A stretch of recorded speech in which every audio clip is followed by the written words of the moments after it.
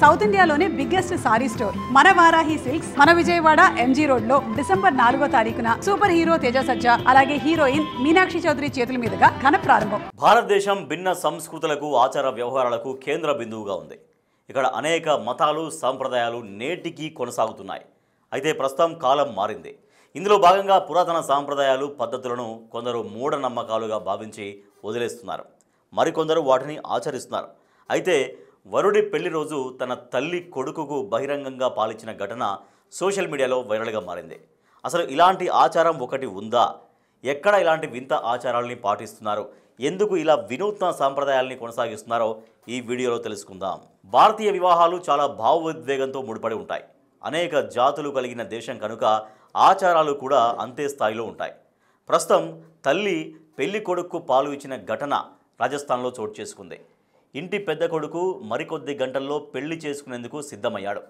ఈ క్రమంలో ప్రజలందరి సమక్షంలో తల్లి ఇలా చేయడంపై నెటిజన్లు రకరకాలుగా స్పందిస్తున్నారు. ఈ రకమైన సాంప్రదాయాన్ని పెళ్లిలో జరిగే భారత్ కార్యక్రమంలో నిర్వహిస్తామని అంటున్నారు అక్కడి స్థానికులు. ఇది సిగ్గుపడాల్సినంత పెద్ద తప్పేమీ కాదని అంటున్నారు. బిడ్డ ఎంత ఎదిగినా తల్లికి పసివాడే అన్న కాన్సెప్ట్ను ఇక్కడ అన్వయించుకోవాలని అంటున్నారు. ఈ రకమైన సాంప్రదాయం కేవలం రాజస్థాన్లోనే కాకుండా పశ్చిమ నేపాల్, హర్యానాలో కూడా కొనసాగుతుందని తెలుస్తోంది. ఇక ఈ ఆచారం వెనుక ఒక బంధం, ఎమోషన్ ఉంది. దీన్ని చూసే చూపులో ఉంటుందని చెబుతున్నారు స్థానికులు. ఇక్కడ తల్లి తన కొడుకుకు వివాహం చేసే ముందు చివరిసారిగా అతడికి ఆహారం ఇవ్వాలి. ఎందుకంటే కొడుకు పెళ్లి తర్వాత అతడు భార్యతో కలిసి జీవించాల్సి ఉంటుంది. ఈ క్రమంలో భార్య మాయలో పడి తల్లిని ఎక్కడ మర్చిపోతాడో, మాతృమూర్తిని ఎక్కడ విడిచిపెడతాడో అన్న భావనలో జీవితాంతం తన తల్లిని గుర్తుంచుకోవడం కోసం ఈ రకమైన కార్యక్రమాన్ని తీసుకొచ్చారు. చూసేందుకు కాస్త ఎబ్బెట్టుగా అనిపించినప్పటికీ ఈ చర్య వెనుక ఉన్న ఎమోషన్ను గుర్తు చేస్తున్నారు అక్కడి ప్రజలు.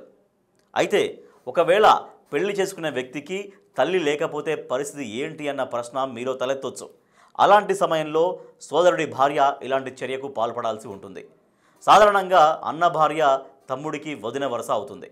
వదిన అంటే తల్లితో సమానంగా భావించి ఈ ఆచారాన్ని తీసుకువచ్చినట్లు తెలుస్తోంది. ఇక ఈ రకమైన సంప్రదాయంపై నెటిజన్లు స్పందిస్తున్నారు. ఒక్కొక్కరు ఒక్కో రకమైన కామెంట్స్ చేస్తున్నారు. పురాతన సాంప్రదాయాన్ని బహిరంగంగా ఆచరించడంపై అభ్యంతరం వ్యక్తం చేస్తున్నారు. బయట వ్యక్తుల ముందు ఒక మహిళ ఇలాంటి చర్యలకు పాల్పడడంపై అసహ్యం కూడా వ్యక్తం చేస్తున్నారు. అయితే ఈ ప్రత్యేక ఆచారాన్ని చాలామంది ఆడంబరంగా, ఉత్సాహంగా అనుసరిస్తున్నారు. ప్రస్తుతం సోషల్ మీడియా అందుబాటులో ఉండడంతో భారతదేశంలో మారుమూల గ్రామాల్లో జరిగే వింత ఆచారాలు, సంప్రదాయాలు నిత్యం వెలుగులోకి వస్తున్నాయి.